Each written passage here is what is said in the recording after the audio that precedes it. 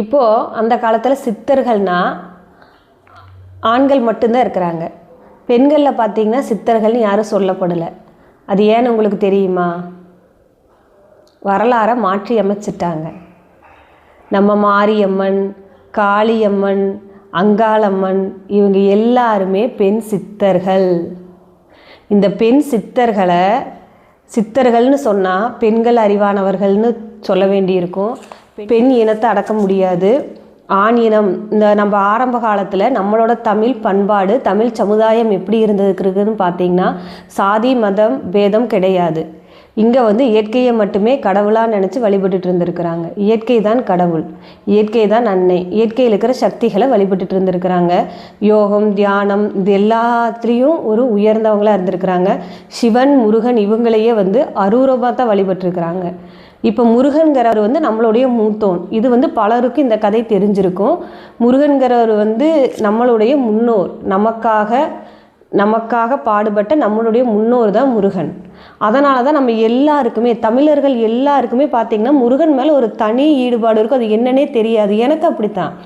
சின்ன வயசுலேருந்து எதுக்காக இருந்தாலும் நான் முருகான்னு தான் என் வாய் உச்சரிக்கும். எனக்கு சிவன் பிடிக்கும், அம்மன் பிடிக்கும், என்ன வேணால் சொல்லுவேன். ஆனால் ஒரு சின்ன விஷயம் எதுனாலும் அடுத்த நிமிஷம் என் வாயிலேருந்து வர ஒரு முருகா அதுதான் சொல்லுவேன். எப்பவுமே முருகா அப்படின்னு தான் இருக்கும். நிறையா பேர் இதை உணர்ந்திருப்பீங்க. நம்மளுக்கு என்ன சாமி என்ன தெய்வம் பிடிச்சாலும் என்ன சாமியை கும்பிட்டாலும் முருகன்கிறவரை நம்மளை விட்டு பிரிக்க முடியாத ஒரு பிழைப்பாக நம்மளோட இருக்கிறாரு. அதுக்கு காரணம் என்னென்னா நம்மளுடைய மூத்தோன், இந்த தமிழுக்கு இலக்கணம் எழுதியவர், தமிழ் மொழியை உருவாக்கியவர், தமிழுக்காக உழைத்தவர் நம்முடைய முன்னோர் தான் முருகன். அவரைத்தான் நம்ம தெய்வமாக கொண்டாடுறோம். சிவன்கிறவர் சக்தி. இந்த பிரபஞ்சத்தோட சக்தி தான் சிவன். எல்லா தெய்வங்களுமே ஒன்று தான். அதுக்கு நம்ம பேர் வச்சுருக்கிறோம், ஒவ்வொரு தெய்வத்துக்கும் ஒவ்வொரு பேருன்னு. ஆனால் தெய்வ சக்தி இருக்கிறது உண்மை, நமக்கு ஒரு சக்தி நம்மளை வழிகாட்டுறது உண்மை.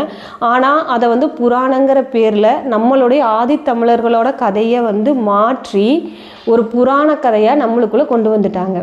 அதாவது அந்த பெண் தெய்வங்கள் அனைத்தையுமே சிவன் மற்றும் விஷ்ணுவை திருமணம் செஞ்ச மாதிரியும், அவங்க ஒரு மனைவி ஆனதாகவும், ஒரு பெண்ணுனா எப்படி இருக்கணும் அப்படின்னு அவங்களா ஒரு அளவுகோலை வச்சு அந்த நம்மளோட சக்திகளை அதுக்குள்ளே அடக்க ஆரம்பிச்சிட்டாங்க. அது நூற்றாண்டுகள் தொடர அது அப்படியே தொடர்ந்துருச்சு.